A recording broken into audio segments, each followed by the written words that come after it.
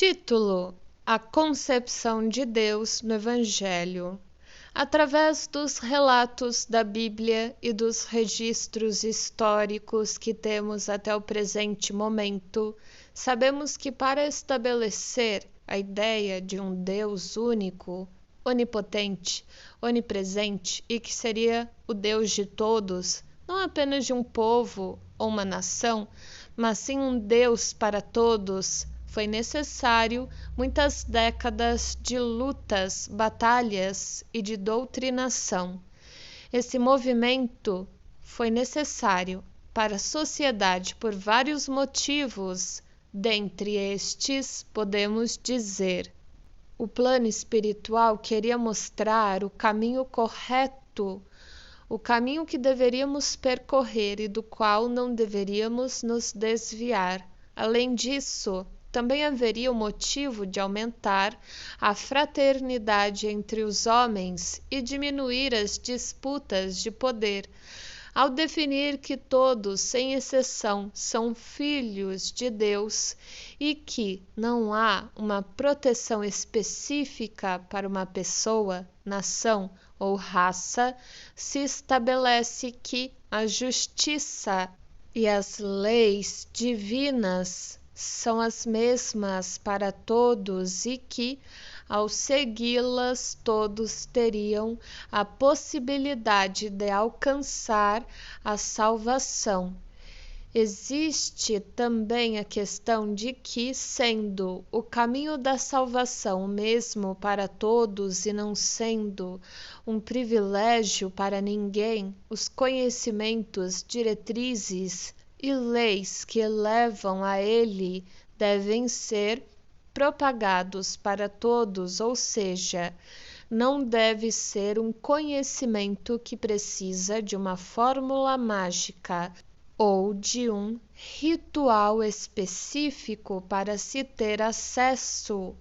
Também não deve ser um conhecimento retido pelos eruditos ou estudiosos, deve ser acessível à compreensão de todas as pessoas em seus diversos níveis sociais e capacidades de compreensão. Enfim, essa ação trouxe modificações para a sociedade e marcou de uma maneira irreversível ela. Entretanto, esse não foi o final do processo. Allan Kardec também empreendeu ações para estabelecer uma concepção correta de Deus, já que, após a passagem de Jesus na Terra, o cristianismo se ramificou em várias vertentes e, consequentemente, essas vertentes apresentaram suas perspectivas singulares sobre o assunto. Desse modo, Allan Kardec precisou fazer alguns esclarecimentos para apontar as incongruências dessas outras teorias. No livro Céu e o Inferno, em obras póstumas, no Evangelho e entre outras obras, Kardec questiona as incongruências do materialismo, do dogmatismo, panteísmo, deísmo e entre outros. No materialismo, ele apresenta a ideia de que, sendo o homem compreendido apenas como matéria, sem outros elementos que se somam a este, não haveria valor para a elevação moral, para o aprendizado, aprimoramento e superação das dificuldades. Tudo estaria resumido à conquista de objetos e posses, à satisfação dos desejos, à satisfação dos impulsos e entre outros. Nesse caso, que justiça haveria nessa perspectiva materialista da qual uns vivem em uma verdadeira miséria, outros vivem com conforto e outros vivem no luxo?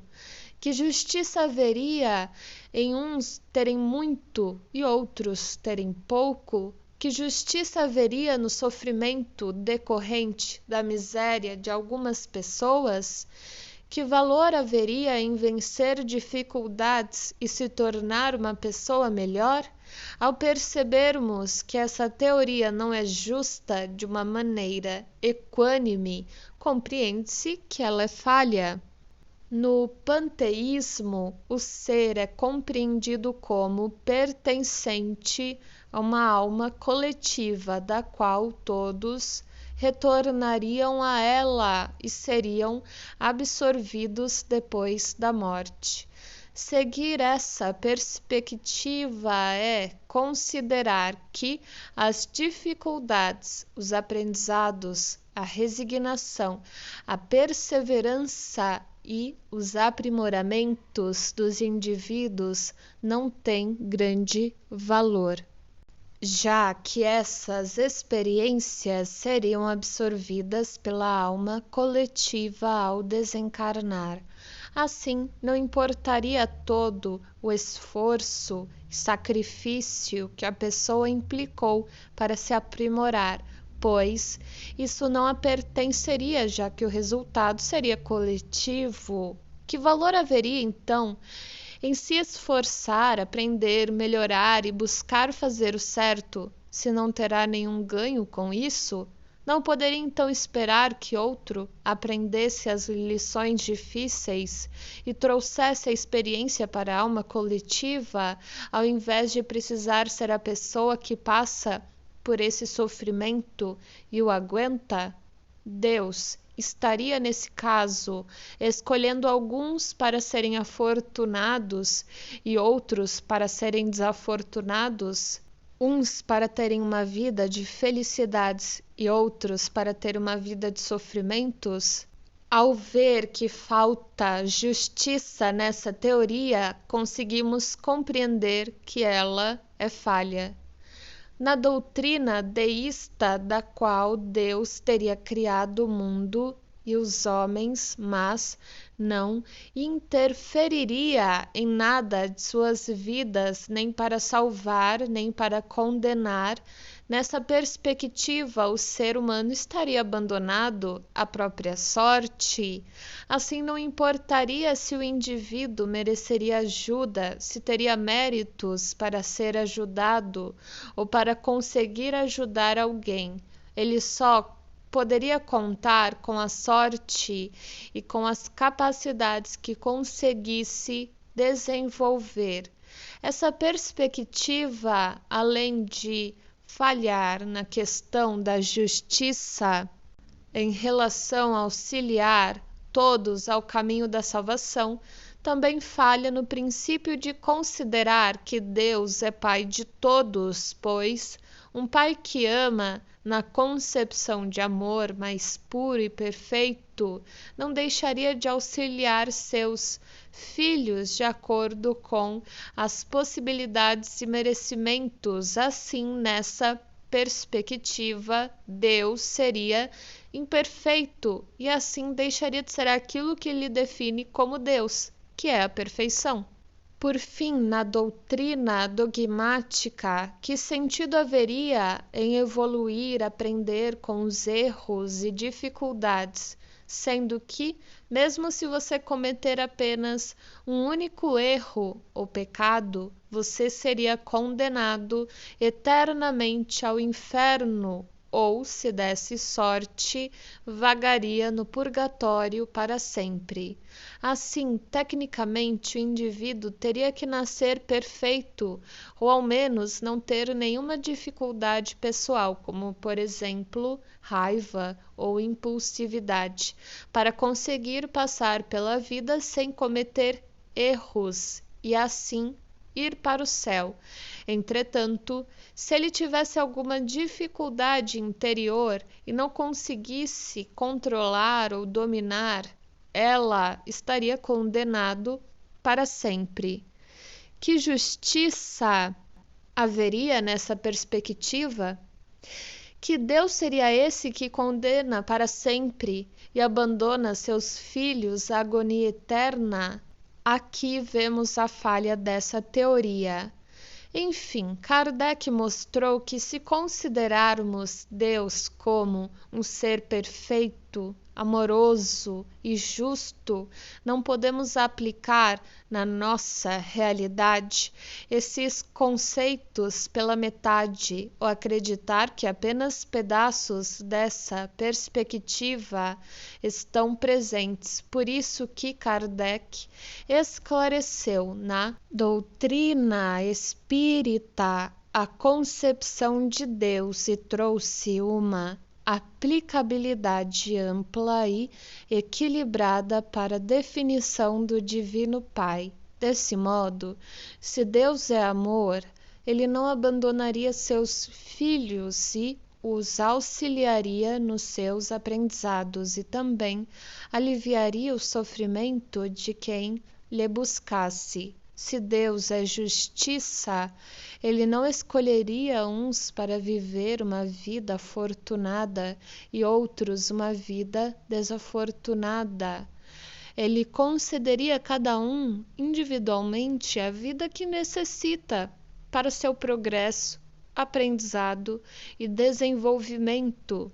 Se Deus é perfeito, ele daria um propósito para a sua criação e um motivo para os seus sofrimentos e, entre outras questões. Além disso, é necessário dizer que Kardec também precisou esclarecer a concepção de Deus para delinear corretamente qual seria as ações e comportamentos esperados de um espírita, pois, afinal, como um espírita iria enfrentar as dificuldades com perseverança e resignação, se não soubesse que o sofrimento de hoje é o mal que foi plantado ontem, mas que terá um fim se o indivíduo quitar seus débitos em sua expiação? Como os espíritas iriam enfrentar as doenças, sofrimentos e perturbações se não soubessem que o plano espiritual iria inspirar, auxiliar e guiar o indivíduo em seu processo? Como os espíritas iriam se esforçar em enfrentar suas dificuldades se não soubessem que cada pequena conquista seria extremamente importante para o seu progresso pessoal? Como um espírita teria forças para lidar com a morte se não soubesse que veríamos os entes queridos novamente após o desencarne? Enfim, ao se ter uma concepção correta sobre Deus, se tem uma ideia correta sobre como ele age e quais são suas leis, e assim se tem uma compreensão correta do que devemos fazer para trilhar o caminho da salvação, no que compete ao aprendizado, sobre o aprimoramento e etc. Mas, e você? O que acha sobre isso?